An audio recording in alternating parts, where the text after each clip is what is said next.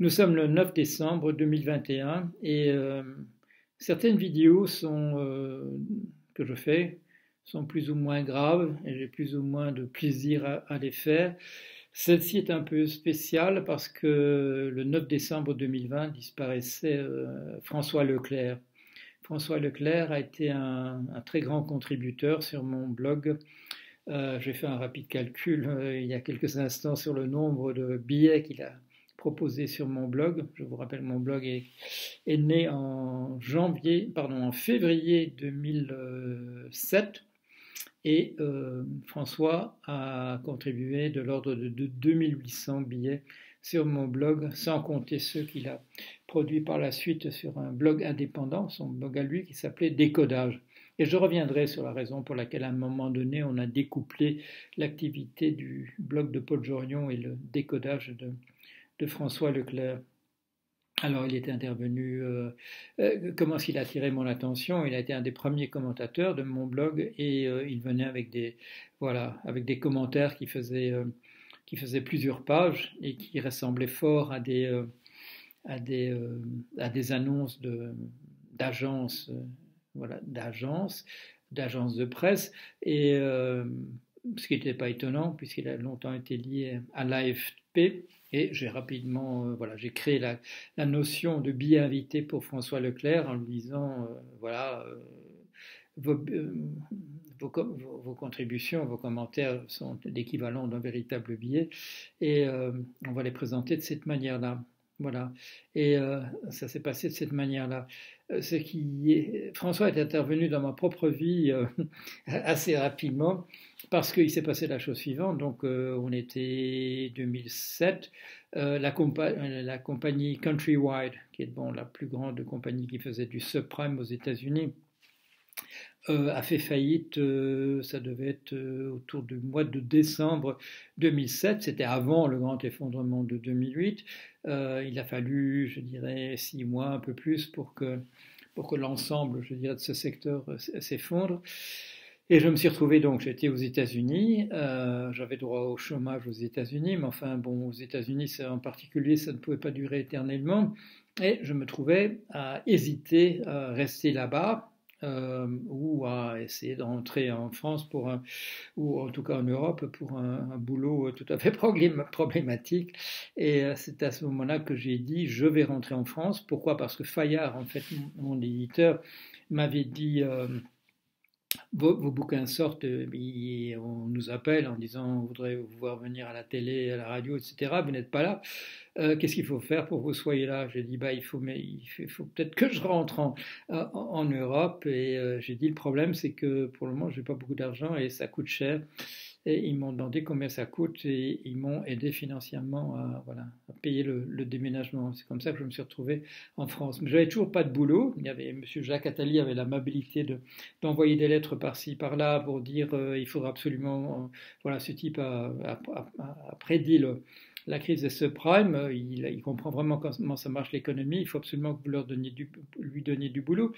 Il a eu quelques réponses à ces lettres et elles étaient négatives. Alors j'ai dit sur mon blog, vous pourrez retrouver ça, j'ai dit je vais devoir consacrer tout mon temps à essayer de trouver du boulot parce que j'ai pas le choix.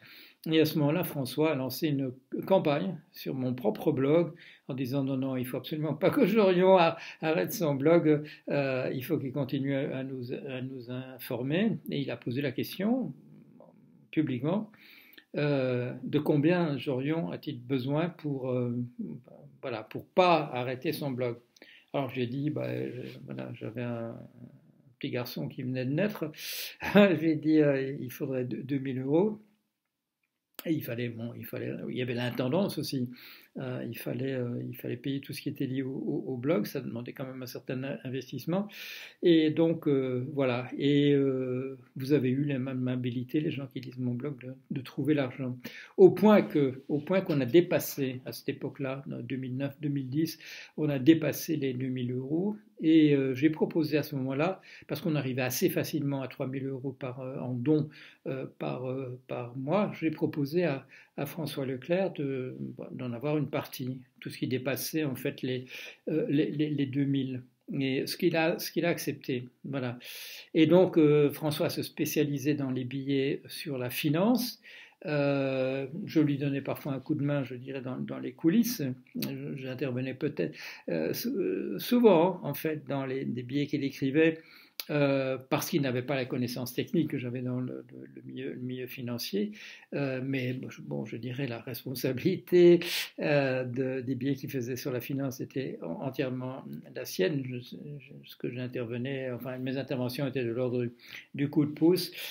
Et il y a eu voilà, la catastrophe de la centrale nucléaire de Fukushima. Et à ce moment-là, il en a fait véritablement une veille. Dans le monde francophone, personne n'a fait une veille de l'accident de Fukushima comme l'a fait François Leclerc.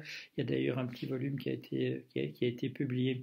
Et il est bon de s'en souvenir en ce moment où, comme vous devez le voir, il y a une intoxication véritable.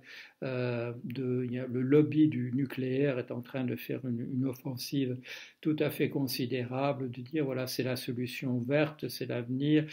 Si on a peur de l'effondrement, le nucléaire va nous sauver, et ainsi de suite. Bon, je dirais c'est assez grossier, et le moment est venu en particulier de repenser à l'ensemble des billets qui ont été faits par François sur un secteur de production d'électricité qui en fait n'est pas véritablement maîtrisé. Et comment pourrait-il être maîtrisé vu les dangers qui sont associés à ce qui est fait là? Ça ne veut pas dire que, vous savez, personnellement, j'ai une grande admiration pour la science et la technique moderne, de sciences appliquées, mais j'ai toujours été conscient des risques associés au nucléaire, de gestion des déchets, voilà, de ce qui peut tourner mal dans le... Nous avons eu beaucoup de chance, en fait.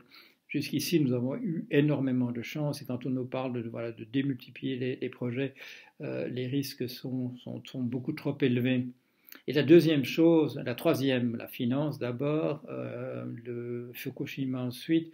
La troisième chose qui passionnait François, et je regrette que sur mon propre blog je ne puisse pas y consacrer tout le temps qui serait nécessaire, c'est le drame des migrants. Voilà, là aussi, il nous a fait une veille sur le drame des migrants. Ces contributions très appréciées. Pourquoi la séparation à un moment donné entre le blog de Paul Jorion et celui de François, qui s'est appelé Décodage? Eh bien, bon, je peux vous le révéler maintenant. J'ai parlé, voilà, de devoirs que j'avais d'une manière ou d'une autre et qui justifiaient que je n'ai plus d'invités. Mais la véritable raison, c'était la suivante, c'est que très rapidement, nous ne sommes plus arrivés à obtenir des sommes aussi considérables que 3 000 € par mois sur le blog. J'ai eu la chance qu'en 2012, on m'a proposé la chaire à Bruxelles, la VUB, Stewardship of Finance. Ils ont malheureusement voilà, ils ont mis fin à ça de manière prématurée en 2015, mais j'ai eu la chance, voilà, dès l'année suivante, en 2007, que l'Université catholique de Lille m'accueille dans ses rangs. Et donc à partir de cette époque, à partir de 2012, je n'avais plus besoin de ces 2 000 € qui m'étaient apportés. Cela dit, il y avait quand même un certain nombre de frais, qui sont toujours là d'ailleurs, pour la maintenance du blog. Il faut qu'il y ait un webmaster et qu'il soit payé convenablement, je ne veux pas dire des milliers et des cents, mais qu'il soit payé pour l'effort qu'il consent. Il y a l'allocation des serveurs, il y a un certain nombre en ce moment, par exemple, de frais qui sont associés à la retranscription, les billets qui vous paraissent à vous les plus importants, les vidéos qui vous paraissent les plus importantes, bon, les mettre en retranscription. Et donc, on n'arrivait plus, j'avais beaucoup de mal à obtenir les 1 000 € dont François avait besoin. Les 1 000 € dont François avait besoin, plus, je dirais, l'argent nécessaire pour que je ne sois pas de ma poche, et en particulier dans la période de transition un peu difficile entre la VUB qui veut plus de moi et l'Université catholique de Lille qui a la générosité de m'inviter à nouveau.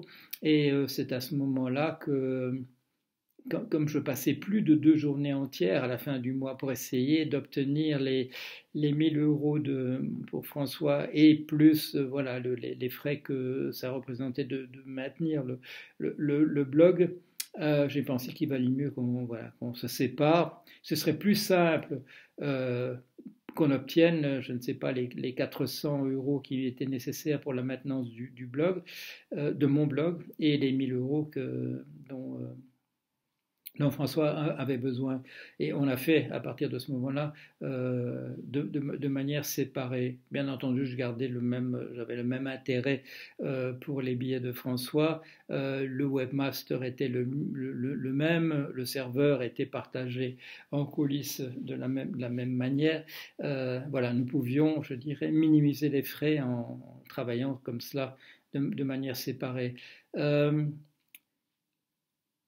Fin novembre de l'année dernière, nous avez vu apparaître ces messages disant que François devait interrompre son travail provisoirement. Petit à petit, moi j'étais informé par sa compagne au jour le jour de la manière dont les choses évoluaient. Je le connaissais bien, François, on s'était vu pour la dernière fois. Je ne sais pas si c'était la rencontre à Paris, à la faculté de médecine, ou si c'était au Croisic, voilà, quand il passait quelques vacances avec sa compagne. On s'est vu quelques fois peu de temps avant sa disparition. Il était un ami, c'est quelqu'un qui avait, je ne vais pas parler de sa vie, je ne connais pas assez les détails, mais c'était un baroudeur qui s'est trouvé à beaucoup d'endroits intéressants à conseiller des personnes, si j'ai bon souvenir, à Cuba, mais dans d'autres pays d'Amérique du Sud. Quelqu'un un jour sans doute fera l'histoire. Personnage extrêmement attachant. Notre collaboration qui a duré plusieurs années et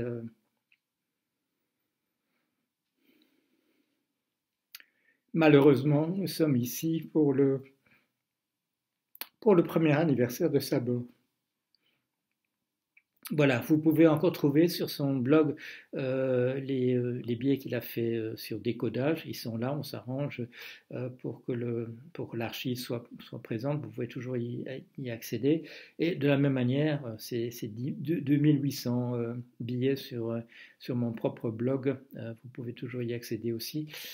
Et donc, il y a aussi deux petits livres, dont l'un consacré à Fukushima et d'autres à d'autres billets qu'il a pu produire. Vous pouvez trouver ça en librairie.